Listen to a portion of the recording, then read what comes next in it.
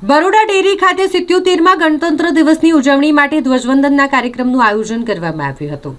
આજે 77મા પ્રજાસત્તાક દિવસની આપણે સૌ ઉજવણી કરી રહ્યા છે અને તેવામાં વડોદરા અને છોટાઉદેપુરની અગ્રગણ્ય સહકારી સંસ્થા વડોદરા જિલ્લા સહકારી દૂધ ઉત્પાદક સંઘ લિમિટેડ બરોડા ડેરી ખાતે ધ્વજવંદનના કાર્યક્રમનું આયોજન કરવામાં આવ્યું હતું। આ કાર્યક્રમમાં અતિથિ તરીકે બરોડા ડેરીમાંથી નિવૃત્ત થઈ રહેલા અધિકારીઓ અને કર્મચારીઓ ઉપસ્થિત રહ્યા હતા। પ્રજાસત્તાક પર્વની ઉજવણીનો આ કાર્યક્રમ જેમાં બરોડા ડેરીના પ્રમુખ દિનેશ પટેલ ઉર્ફે દિનુ મામા, ઉપપ્રમુખ ગણપતસિંહ સોલંકી, નિયામક મંડળના સભ્ય સતીશ પટેલ, કુલદીપસિંહ રાहुलજી ખાસ ઉપસ્થિત રહ્યા। મોટી સંખ્યામાં બરોડા ડેરીના અધિકારીગણ, કર્મચારીગણ, સિક્યુરિટી સ્ટાફ એ પણ આ કાર્યક્રમમાં હાજરી આપી હતી। ડેરીના ઉપપ્રમુખ ગણપતસિંહ સોલંકી હાલમાં આંતરરાષ્ટ્રીય સ્તરે ચાલી રહેલી અસ્થિરતા વચ્ચે સૌ દેશવાસીઓએ સાથે મળી ભારતને આગળ ધપાવવા પોતાનું યોગદાન આપવું જોઈએ અને તેમાં પુરુષાર્થ કરવો જોઈએ તેવી સૌને અપીલ કરી હતી। 77મા પ્રજાસત્તાક દિવસ આજની ઉજવણી પ્રસંગે હું આપ સૌના પરિવારોને, દેશવાસીઓને અને આપણી સંસ્થા સાથે સંકળાયેલા તમામ દૂધ ઉપભોક્તાઓ અને દૂધ ઉત્પાદકોને 77મા પ્રજાસત્તાક દિવસની ખૂબ ખૂબ શુભકામનાઓ પાઠવું છું।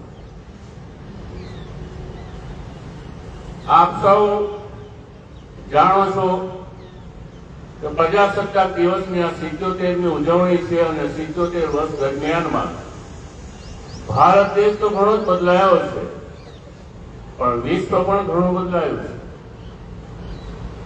વિશ્વની સાથે આપણે જે વેપારો આજ સુધી કર્યા એ વેપારો હવે કરવા મુશ્કેલ છે। એક દેશ એક કોમોડિટી વાય દેશ પાસેથી આજ સુધી મંગાવતો હતો એ હવે ઝેડ પાસેથી લેવાની ફરજ પડી રહી છે। એક દેશ વાય દેશને આજ સુધી જે ચીજ વસ્તુ એક્સપોર્ટ કરતો હતો એ ચીજ વસ્તુ હવે ઝેડ દેશને મોકલવાની આપણી મજબૂરી થઈ પડી છે। એવા વિશ્વની ફલક પર જ્યારે ઉથલ પાથલો થઈ રહી છે ત્યારે આજ સુધી આપણે રોજ સવાર પડે અને ટેરરિઝમ અને ટેરરિસ્ટ જેવા શબ્દો સાંભળતા હતા, એની જગ્યાએ નવા શબ્દોએ સ્થાન લીધું છે। આજે રોજ સવાર પડે ટ્રમ્પ અને ટેરિફ જેવા શબ્દો આપણે સાંભળતા થયા છે।